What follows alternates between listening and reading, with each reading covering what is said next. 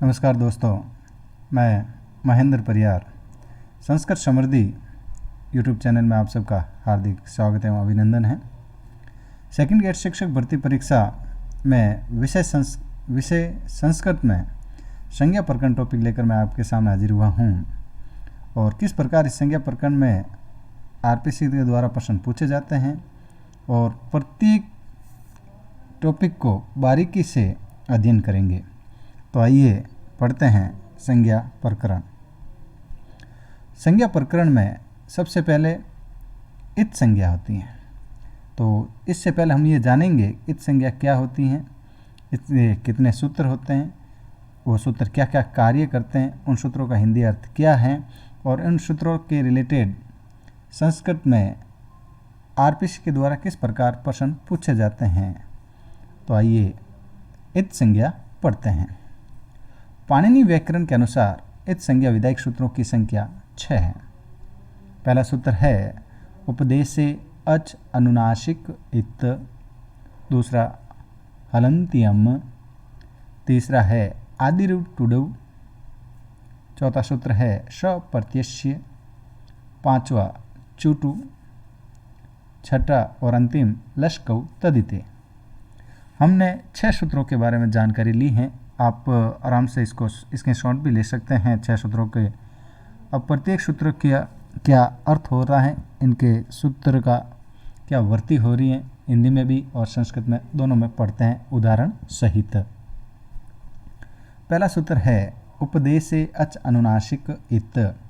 इस सूत्र को 4 भागों में डिवाइड किया हुआ है। उपदेशे अच अनुनासिक इत, चारों को जानना बहुत जरूरी है। पहले देखते हैं उपदेश। उपदेश किसे कहते हैं? उपदेश आद्यो उच्चारणम, यानी व्याकरण शास्त्र की रचना करने वाले प्राचीन जो पाणिनि, कात्यायन और पतंजलि के वाक्यों को ही उपदेश कहा जाता है। यानी व्याकरण के त्रिमुनि हुए हैं जिनका नाम है पाणिनि, कात्यायन और पतंजलि।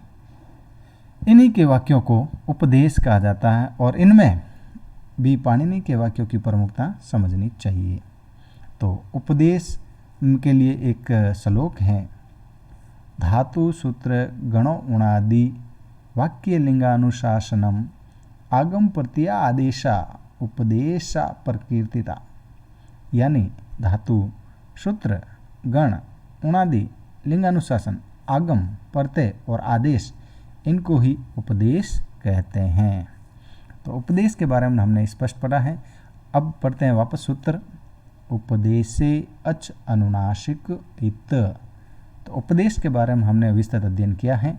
अच का अर्थ होता है स्वर, अनुनासिक का अर्थ होता है अनुनासिक स्वर। अच को शामिल ले लें और उनकी होती है इत संज्ञा। यानी इस सूत्र को उदाहरण के सहित समझते हैं।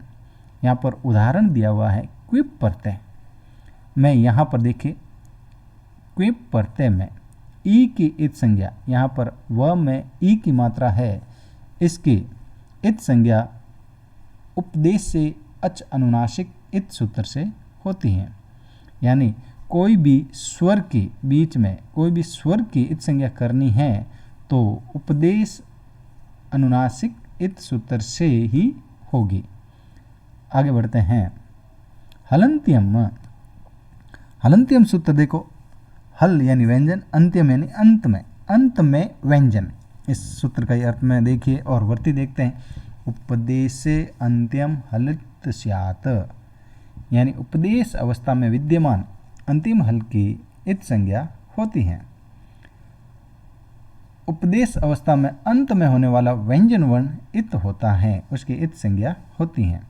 अब देखिए जैसे अ ई ऊण, यहाँ पर अण है तो अण प्रत्यार है, ण इसमें साथ में काउंट नहीं किया जाता। जैसे अण लिखा हुआ है परंतु यहाँ पर वो प्रत्याहार में है, ण का भी इत संज्ञा होती है, परंतु यहाँ पर उपदेश में लेंगे, अर्थ में प्रत्याहारों को बीच में नहीं लेंगे। यहाँ पर जैसे कि उदाहरण दिया हुआ है शप प्रत्यय में, स प प्रत्यय दिया हुआ है जो में अंतिम हल वर्ण की प की इत संज्ञा हलन्त्यम सूत्र से होती हैं। वापस देखिए, शप में प की इत संज्ञा हलंत्यम सूत्र से होती हैं। दूसरा उदाहरण भी आपके सामने है। रकीय धातु के अंतिम हल वर्ण में यह की इत संज्ञा हलंत्यम सूत्र से होती हैं। यानी अंत में हल व्यंजन है उसकी इत संज्ञा हलंत्यम सूत्र से होती हैं। इसमें एक सूत्र है न विभक्ताउ तुष्मा। न विभक्ताउ तुष्मा यानी विभक्ति में त वर्ग शकार और मकार का प्रयोग होता है तो उनकी इत संज्ञा नहीं होती हैं। यहाँ विभक्ति से तात्पर्य है सूप तथा तिंग प्रत्ययों से। सूप प्रत्यय जो 21 होते हैं, सु और जस्ट वगैरह, और तिंग यानी तिप तस जी ये 18 प्रत्यय होते हैं जिनको हम आगे शुभंत में विस्तृत पढ़ेंगे। तो यहाँ पर त वर्ग शकार और म की इत संज्ञा नहीं होती हैं। बाकी उपदेश अवस्था में अंतिम हल होता है उनकी इत संज्ञा होती हैं। तीसरा सूत्र है आदि ऋ टुडव, जिससे सूत्र से ही पता चलता है कि आदि यानी प्रारंभ में ई टू और डू की इत संज्ञा होती है। धातु के प्रारंभ में विद्यमान ई टू और डू की इत संज्ञा होती है। उदाहरण देखिए यहाँ पर टुनदी धातु का नाम दिया हुआ है। टुनदी धातु के प्रारंभ में टू की इत संज्ञा आदिरिव टुडू सूत्र से होती हैं। तो आसानी से ही इसको समझ लिया गया आपने कि आदिरिव टुडू दिया हुआ है, उसको जो आदि का अर्थ होता है प्रारंभ में विद्यमान ई टू और डू की इत संज्ञा करता है। अगला सूत्र है श प्रत्यय। प्रत्यय के प्रारंभ में स्थित स की इत संज्ञा हो जाती है। यानी ये भी सूत्र आदिरिव टुडू और अगला सूत्र है श प्रत्यय, ये भी प्रत्यय के प्रारंभ में स्थित वर्णों की इत संज्ञा करता है। उदाहरण में देखिए श प्रत्यय में स्थित स की इत संज्ञा हो जाती है। अगर आपको पूछा जाए कि जैसा ये भी उदाहरण दे दे श प्रत्यय में स की इत संज्ञा किस सूत्र से होती है, तो यहाँ पर हम लगाएंगे श प्रत्यय। इस सूत्र से यहाँ पर श वर्ण की इत संज्ञा होती है। अगला सूत्र है चुटू, पांचवा सूत्र है। ये भी प्रत्यय के प्रारंभ में स्थित च वर्ग तथा ट वर्ग की इत संज्ञा की जाती है इस सूत्र से द्वारा। देखने में बहुत छोटा सूत्र है। चू और टू दो ही वर्णों से बना हुआ है चुटू, यानी इसमें च वर्ग और ट वर्ग दोनों की इत संज्ञा होती हैं। जैसे जस प्रत्यय में स्थित प्रारंभ में ज की इत संज्ञा चुटू सूत्र से होती हैं। उसी प्रकार टाप प्रत्यय के प्रारंभ में स्थित ट की इत संज्ञा चुटू सूत्र से होती है। अगर मैं यूं कहूं कि टाप प्रत्यय में प की इत संज्ञा हलंत्यम सूत्र से होती है, जबकि प्रारंभ में स्थित ट की इत संज्ञा चुटू सूत्र से होती है। यानी अंतिम हल की इत संज्ञा हलंत्यम सूत्र से होती है और उपदेश से अच अनुनासिक इत से स्वरों की इत संज्ञा होती है। बाकी जो सूत्र हम पढ़ते हैं चार, जो आदि में यानी प्रारंभ में विद्यमान जो वर्ण दिए हुए हैं कौन कौन से दिए हुए सूत्रों के अनुसार उनकी इत संज्ञा करते हैं। लष्ट अंतिम सूत्र हैं लष्कौ तदिते, यानी त्वदित प्रत्ययों के अलावा। अब पहले हमें ये जानना बहुत ज़रूरी होता है कि त्वदित प्रत्यय किसे कहते हैं। हम जब प्रत्यय के टॉपिक पढ़ेंगे तो उनमें विस्तृत आपको बता दिया जाएंगे कृत प्रत्यय, त्वदित प्रत्यय और स्त्री प्रत्यय। त्वदित प्रत्यय में थोड़ा सा संक्षेप में बता देता हूँ आपको कि जो प्रत्यय संज्ञा सर्वनाम आदि शब्दों के पीछे प्रयोग किए जाते हैं उन्हें त्वदित प्रत्यय कहा जाता है।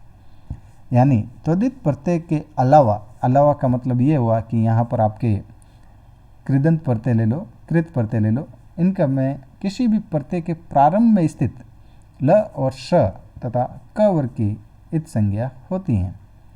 जैसे उदाहरण देखिए लयप प्रत्यय में यहाँ पर ल की इत संज्ञा लष्कौ तदिते सूत्र से होती है। सप प्रत्यय में प्रारंभ में विद्यमान श की इत संज्ञा लष्कौ तदिते सूत्र से होती है। त्वा प्रत्यय में क की इत संज्ञा लष्कौ तदिते सूत्र से होती हैं। इन सूत्रों के अलावा वार्तिक का एक सूत्र है जो इत संज्ञा का कार्य करता है। इन 6 सूत्रों के अलावा एक वार्तिक ने पाणिनि ने 6 सूत्र दिए हैं, जबकि वार्तिक ने एक और सूत्र दिया है इर इत संज्ञा वक्तव्या। अर्थात धातु में विद्यमान इर की इत संज्ञा होती हैं। जैसे च्युत्तिर धातु में, यहाँ पर धातु में त में ई है और र हलंत दिया हुआ है पीछे, यहाँ पर इत संज्ञा कोई किसी अन्य पाणिनीय सूत्रों से न होकर वार्तिक के सूत्र से यहाँ पर इर की इत संज्ञा वक्तव्य सूत्र से होती है। तो हमने किस प्रकार 6 सूत्र पाणिनि के पढ़े हैं इत संज्ञा के। उपदेशे अच अनुनासिक इत अलंत्यम आदिरु टुडु सप्रतिष्य चुटु लश्क उत्तदिते। अब आगे पढ़ते हैं इनके आगे लोप संज्ञा। लोप संज्ञा सूत्र है इसका अदर्शनम लोपः, अर्थात विद्यमान के दिखाई न देने पर लोप हो जाता है, अर्थात जो दिखाई नहीं दे रहा है उसको हम लोप कहते हैं। लोप संज्ञा विधायक सूत्र होता है अदर्शनम और लोप विधायक सूत्र होता है तस्य लोप। कई बार आरपीसी में परीक्षा में सवाल आ जाता है कि लोप संज्ञा विधायक सूत्र कौन सा है, तो आपको जो लाल अक्षर में दिया हुआ है अदर्शनम लोप ये करना होता है। और लोप विधायक सूत्र आता है तो तस्य लोप।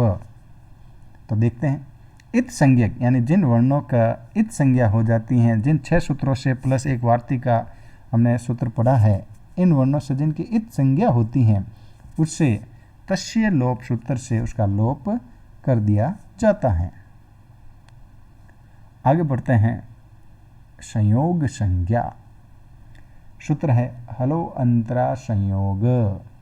सूत्रार्थ है हल अनंतरा संयोग संज्ञा शिव, यानी कि समझिए इसको संयोग संज्ञा को बहुत सरल शब्दों में, 2 या 2 से अधिक व्यंजन वर्णों के बीच में किसी प्रकार स्वर का व्यवधान नहीं हो तो वहाँ संयोग संज्ञा होती हैं।